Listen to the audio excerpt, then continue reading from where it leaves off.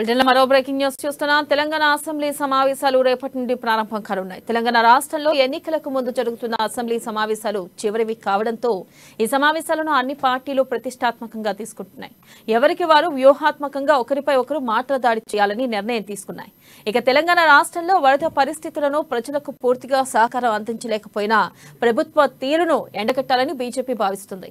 ఇక ఇదిలా ఉంటే కాంగ్రెస్ పార్టీ ఇటు వర్షాలు వరదల పరిస్థితిని, మరోవైపు వరదలతో పంట నష్టపోయిన రైతులు పడుతున్న ఇబ్బందులను అసెంబ్లీ వేదికగా ప్రశ్నించి ప్రభుత్వాన్ని నిలదీయాలని భావిస్తుంది.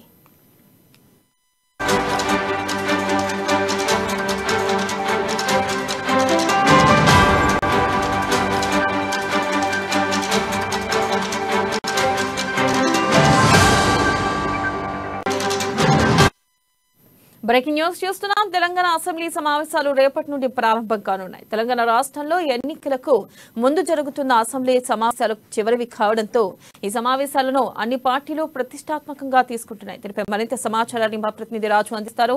రాజు, చెప్పండి. వెన్నెల, రేపటి నుండి తెలంగాణ రాష్ట్ర అసెంబ్లీ సమావేశాలు ప్రారంభం కాబోతున్నాయి. ఎన్నికల ముందు ఇవే చివరి అసెంబ్లీ సమావేశాలు కావడంతో అన్ని పార్టీలు కూడా ప్రతిష్టాత్మకంగా తీసుకున్నాయి. ముఖ్యంగా బీఆర్ఎస్ పార్టీ అయితే ఎందుకంటే ప్రతిష్టాత్మకంగా తీసుకుంటుంది. ఎందుకంటే గతంలో చూసుకున్నట్టయితే మనము చాలా వరకు పెండింగ్ అంశాలు కూడా ఇప్పటికీ కూడా చేయలేదు. అదేవిధంగా నిన్న మొన్న వరకు కూడా కురిసిన అకాల వర్షాలు, వరదల వల్ల రాష్ట్ర వ్యాప్తంగా కూడా చాలా వరకు నష్టం జరిగింది.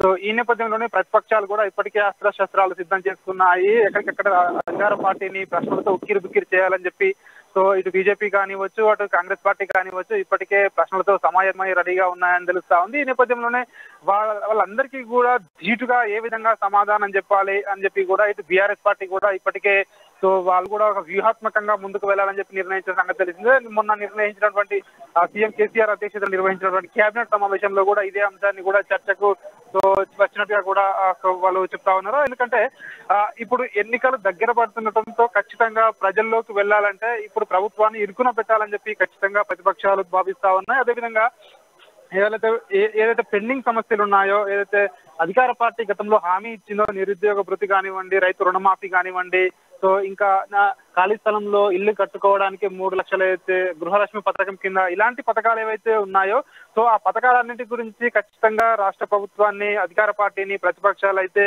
సో ప్రశ్నలు అడిగే అవకాశం ఉంది. ముఖ్యంగా ఈ వరదలు, వర్షాల వల్ల నష్టపోయిన రైతులకు కానీ, రైతాంగానికి కానీ ప్రభుత్వం ఏం హామీ ఇచ్చింది ఇప్పటి వరకు అని చెప్పి సో దానిపై కూడా ప్రశ్నలు కురిపించే అవకాశం కనిపిస్తా ఉంది. ఎందుకంటే మొన్న కేబినెట్ సమావేశం ముగిసిన తర్వాత మంత్రి కేటీఆర్ కూడా సో మీడియా వాళ్ళు అడిగిన ప్రశ్నకు సమాధానంగా సో సార్ రైతాంగానికి ఏం మీరు సహాయం చేయబోతున్నారు అని అడిగిన ప్రశ్నకు కేటీఆర్ కూడా చెప్పడం జరిగింది.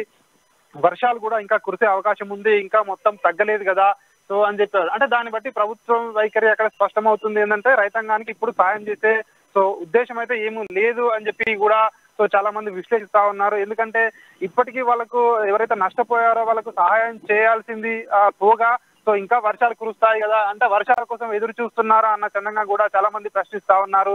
సో అదే విధంగా రాష్ట్రంలో ఇప్పటికే బీఆర్ఎస్ పార్టీ అయితే రాజకీయంగా ఇటు రాష్ట్రంలో కావచ్చు, అటు పక్క రాష్ట్రమైన మహారాష్ట్రలో కావచ్చు ఇప్పటికే జోరు అయితే విపరీతంగా అంటే ప్రజల్లోకి వెళ్తా ఉంది. ఖచ్చితంగా పార్టీని విస్తృతపరుస్తా ఉన్నారు. విపక్షాల ఆరోపణలు తిప్పికొట్టేలా సో అంటే ఏ విధంగా ఉండాలని చెప్పి మాట్లాడుకుంటా ఉన్నారు. అదేవిధంగా ఏదైతే కీలక బిల్లుల విషయానికి వచ్చేసరికి కీలక బిల్లులు ఏదైతే గతంలో గవర్నర్ తిప్పి పంపిన బిల్లులు ఏవైతే ఉన్నాయో, ఇటు పురపాలక బిల్లు కానివచ్చు, ఇటు పంచాయతీరాజ్ బిల్లు కావచ్చు, అదేవిధంగా ఇటు వైద్య విద్యలో ఉన్నటువంటి వయోపరిమితి పెంపు కావచ్చు, ఇలాంటి బిల్లులు ఏవైతే ఉన్నాయో అవన్నింటినీ కూడా ఖచ్చితంగా ఈ సభలో ప్రవేశపెట్టే అవకాశం ఉంది. ఇటు సభలో ప్రవేశపెట్టి ఆమోదింపజేసి ఖచ్చితంగా మళ్ళీ గవర్నర్ ఆమోదాని కోసం పంపే అవకాశం ఉంది. ఇటు బీజేపీ చూసుకున్నట్టయితే ఇటు బీజేఎల్పీ నేతగా రఘునందన్ రావు ఎన్నిక కావడం జరిగింది. అదేవిధంగా సో విప్పుగా ఈటల రాజేందర్కి అవకాశం ఇవ్వడం జరిగింది. ఖచ్చితంగా వాళ్ళు కూడా ప్రతి అధికార పార్టీని ఎక్కడికక్కడ ఎండగట్టే అవకాశం కనిపిస్తా ఉంది. ఇటు కాంగ్రెస్ విషయానికి వస్తే టీఎల్పీ నేత బట్టి విక్రమార్క ఆధ్వర్యంలో సో కాంగ్రెస్ పార్టీ కూడా ఇప్పటికే సమాయత్తం అవుతా ఉంది. మరోపక్క ఎమ్మెల్యే సీతక్క కూడా అక్కడ క్షేత్రస్థాయిలో పర్యవేక్షిస్తా ఉన్నారు ములుగు జిల్లాలో.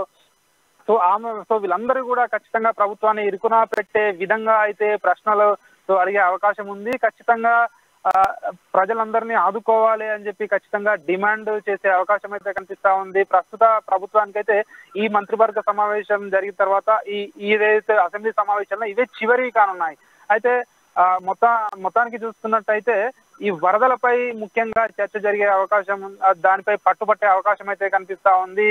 సో ఎవరికి ఈ ప్రశ్న అయితే ఆ చర్చ అనుకూలంగా ఉంటుంది, ఎవరు పై చేయి సాధిస్తారని చెప్పి సో మనము సభలో చూడాల్సి ఉంటుంది. అదేవిధంగా ఇప్పటికైతే బీజేపీ పార్టీ, ఇటు కాంగ్రెస్ పార్టీ, ఇటు అదేవిధంగా మరోవైపు చూసుకున్నట్టయితే బీఆర్ఎస్ పార్టీ అయితే ఇప్పుడు శస్త్రాలతో సిద్ధంగా రెడీగా ఉంది అని చెప్పవచ్చు.